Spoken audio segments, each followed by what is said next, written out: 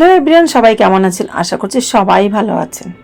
আমার সঙ্গে যে সবসময় কেন এমন হয় এইটাই আমি বুঝতে পারি না। আজকে বাজার থেকে বলেছে একটু শাক আনতে। দেখুন কত রকমের শাক নিয়ে চলে এসছে। আমি এখন কোথায় রাখবো এত শাক? সত্যি আমি মাঝে মাঝে ভেবেই পাই না, আমি পাগল হয়ে যাব। আমার মতন বাজার কার কার বাড়িতে আসে অবশ্যই কমেন্টে জানাবেন। এবার চলুন দেখা যাক কি কি বাজার। ঘরে মানুষ আমরা 3 জন, তার মধ্যে শাক খাওয়ার পাবলিক হচ্ছে আমি একা। দেখুন 2 আটি কমলি শাক। পালং শাক আমি একদম পছন্দ করি না। দেখুন পালং শাকও নিয়ে এসেছে, একটা নয় দুটো আটি। এখন তো পালং শাকের অনেক দাম, 2 আটি নিয়ে চলে এসছে। এরপরে দেখুন লাল শাক 1 আটি, কতগুলো শাক। এরপরে আরও রয়েছে দেখুন মূলো শাক, মূলো এবং শাক, তাহলে কত রকম শাক। মূলো শাক, লাল শাক, কমলি শাক আর পালং শাক, 4 রকম শাক। এতগুলো শাক এবার বসে বসে প্রসেসিং করব, তারপরে গিয়ে ফ্রিজে রাখবো। কোন কোন শাক আমি কীভাবে খাই সেটা একটু বলে দিচ্ছি। কমলি শাক ভাজা করব, লাল শাক করব চিংড়ি মাছ দিয়ে, এটাও একটু ভাজা ভাজাই করব। ভালো করে কুচিয়ে চিংড়ি মাছ দিয়ে ভাজা করব।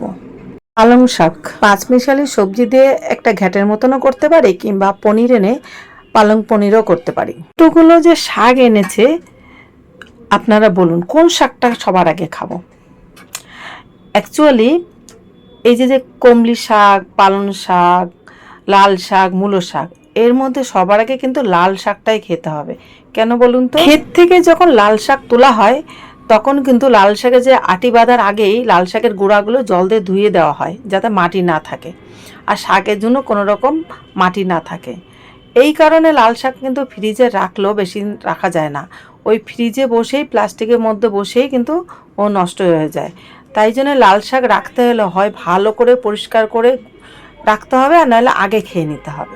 কলমি শাক রাখা তো খুবই সহজ, ফ্রিজে রাখলেও ভালো থাকবে, কিংবা একটা পাত্রে জল রেখে গোড়াটা জলের মধ্যে চুবিয়ে রাখলে গাছগুলো একদম পুরোপুরি একদম সতেজ থাকবে এবং গাছগুলো বড়ও হবে। মূলো শাকটা তো ফ্রিজে থাকবে, বেশ কিছুদিন থাকবে, কোনো অসুবিধে নেই। তবে মূলো শাকটা কিন্তু রান্না করার আগে ভালো করে কুচিয়ে নিতে হবে, একটু নুন মাখিয়ে রাখতে হবে। এরপর শাকটাকে সিদ্ধ করে জল ফেলে দিতে হবে। এরপর কি করতে হবে, পেঁয়াজ কুচিয়ে পেঁয়াজটাকে লাল লাল করে ভেজে ওর মধ্যে চিংড়ি মাছ দিয়ে দিতে হবে। চিংড়ি মাছ দিয়ে শাকটা দিয়ে একটু নাড়াচাড়া করে একটু ভাজা ভাজা হলে উপর থেকে কাঁচা সর্ষের তেল দিয়ে দিতে হবে। তারপর শুকনো লঙ্কা ভাজা একটু গুঁড়ো করে দিতে হবে। ব্যাস, ওই দিয়ে যা ভাত খেতে এত ভালো লাগে। এইভাবে মূলো শাক রান্না করলে খুব টেস্ট হয়, খুব টেস্ট। শীতের মরশুমের সবজি সত্যি খুবই সুন্দর সবজি, আমার তো ভীষণ ভালো লেগেছে। আপনাদের কেমন লাগলো অবশ্যই জানাবেন। চলুন তাহলে আজকে রাখছি, টাটা। সবাই ভালো থাকবেন, সুস্থ থাকবেন। দেখা হচ্ছে নেক্সট ভিডিওতে। নমস্কার, জয় হিন্দ।